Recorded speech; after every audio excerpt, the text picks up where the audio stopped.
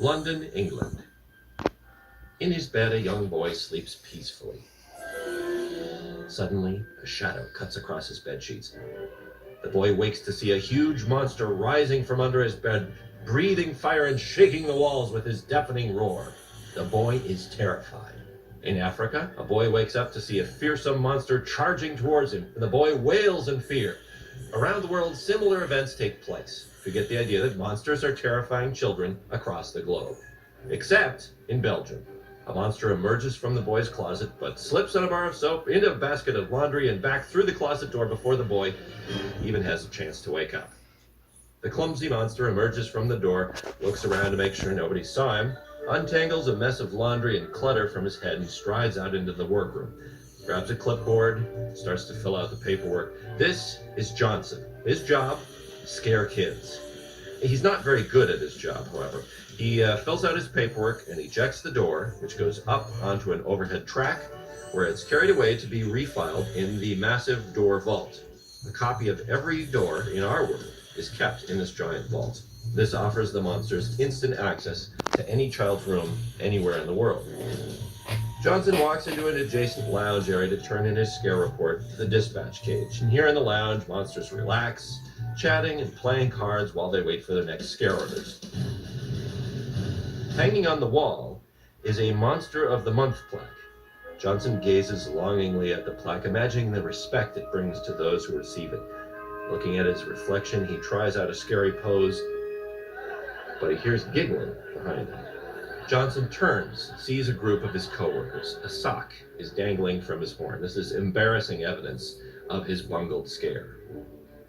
Oh, but the crowd hushes as Ned, the Monster of the Month for 2 years running, comes to Johnson's defense. Ned removes the sock from Johnson's horn, tells the others to lay off.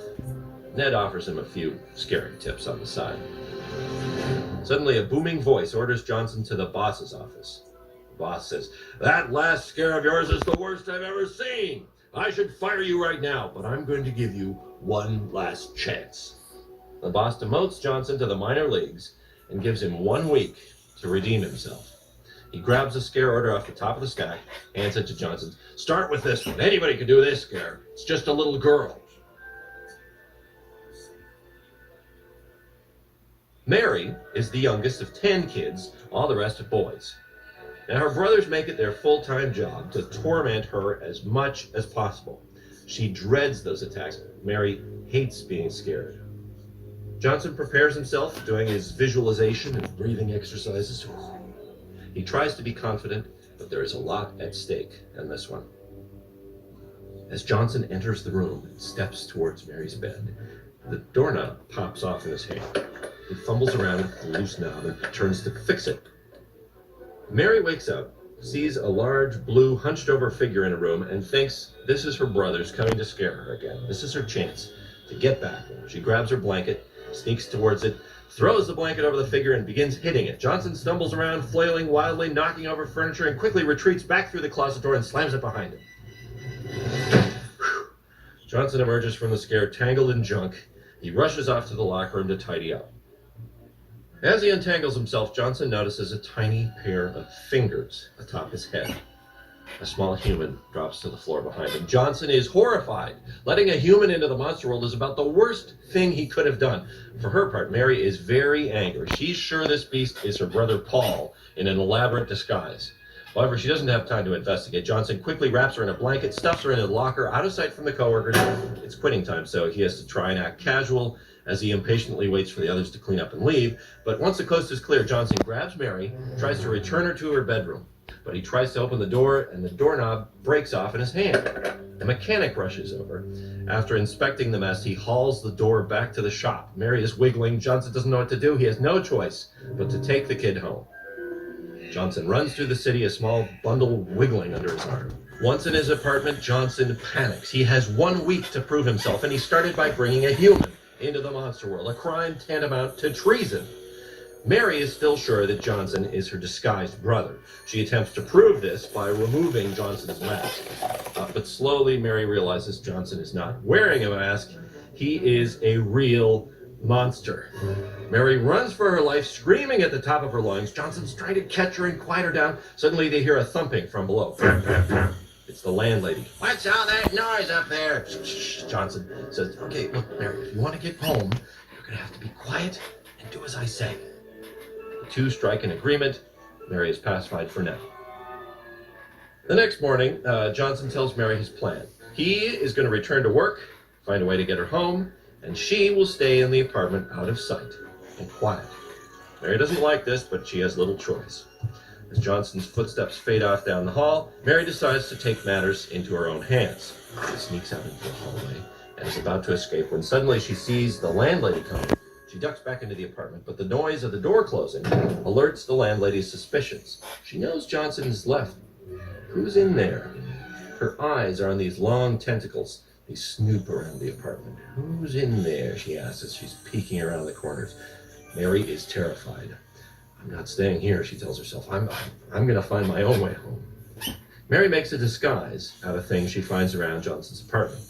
She makes a little monster disguise and sneaks out the window into the monster city. At the door repair shop at work, the mechanic has entirely disassembled the door and tells Johnson it's going to be a couple days before the door is ready. Johnson complains, but is interrupted by a telephone call from his landlady, who wants to know who's snooping around in his apartment.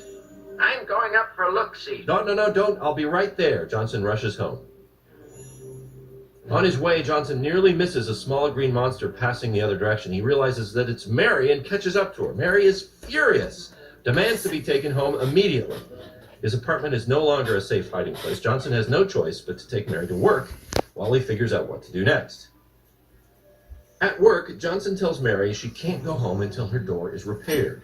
In the meantime, he has to keep working to avoid suspicion. She should wait outside the doors, Johnson explains, as it'll be too scary inside. But Mary demands to come along. Inside the kids' room, Mary watches, unimpressed with Johnson's pitiful attempts to scare. I can scare better than that, she tells herself. Disgusted, Mary takes over the scare, terrifies the kid. The scare rates extremely high.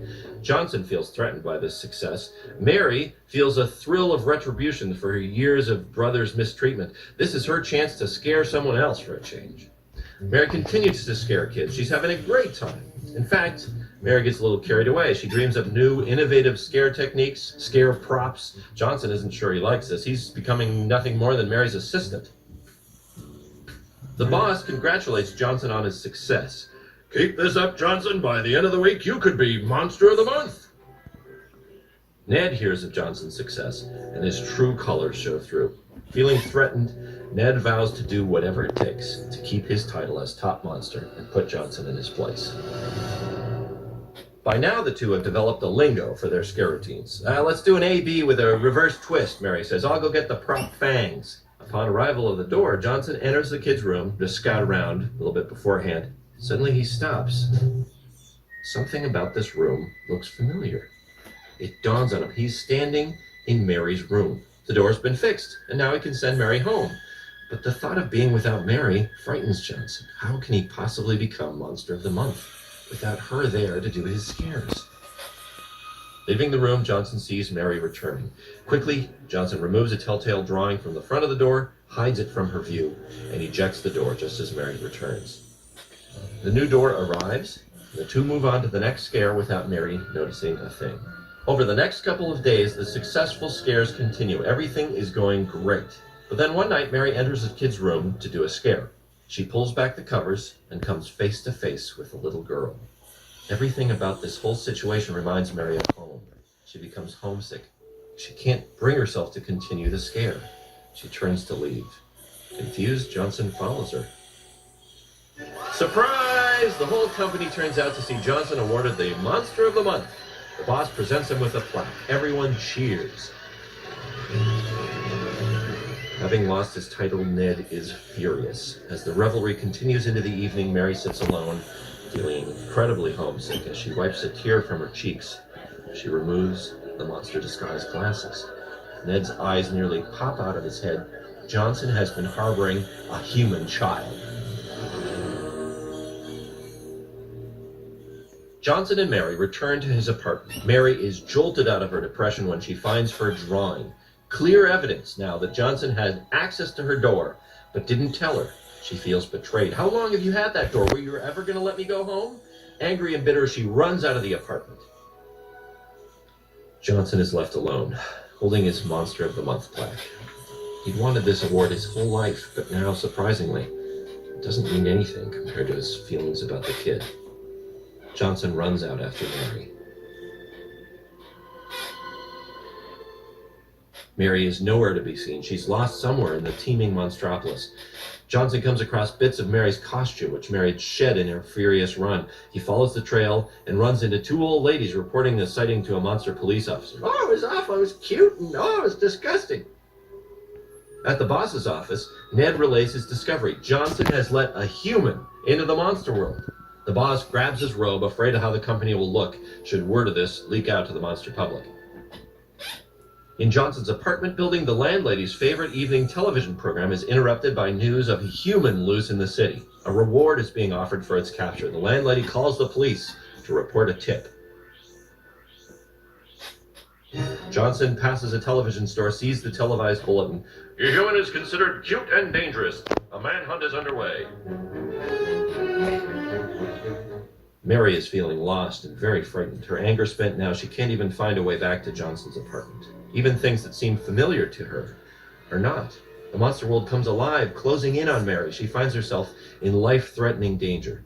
Just as things look hopeless for Mary, Johnson arrives to save the day. The two decide it's not safe for Mary to remain in Monster World a moment longer. She must get home immediately. Making their way back to the Scare Factory, Johnson and Mary break into the high-security door vault. They turn on the lights to reveal a mammoth room full of millions of doors. Frantically, they search to try and find Mary's door. It's like finding a needle in a haystack. They're about to remove Mary's door from the track when everything begins to move. The door track has been activated. Johnson chases after the door. Mary is hanging off of it. Soon Johnson discovers who it was that activated the door. It was Ned, determined to expose Johnson as a fraud. Ned and the security guards chase after Johnson, who in turn chases after Mary and the door. Johnson grabs a hold of the door. He and Mary are able to steer it into the workroom. They ride the door to one of the stations, security close behind. They plug in the door, activate it, and inside is Mary's room, snug and warm. Tearfully, they say goodbye, knowing they'll probably never see each other again. Suddenly, in burst the security guards, Ned and the boss. Johnson, with a human, yells the boss. Ned was right. Get him, boys. Quickly, in an attempt to save Mary, Johnson ejects the door. But in his haste, the door remains open as it ejects. Mary's room is seen through the doorway as it swings from the track overhead. Security closes in on Johnson, arresting him and dragging him away. Mary sees her friend in trouble and has one last-ditch idea to save him.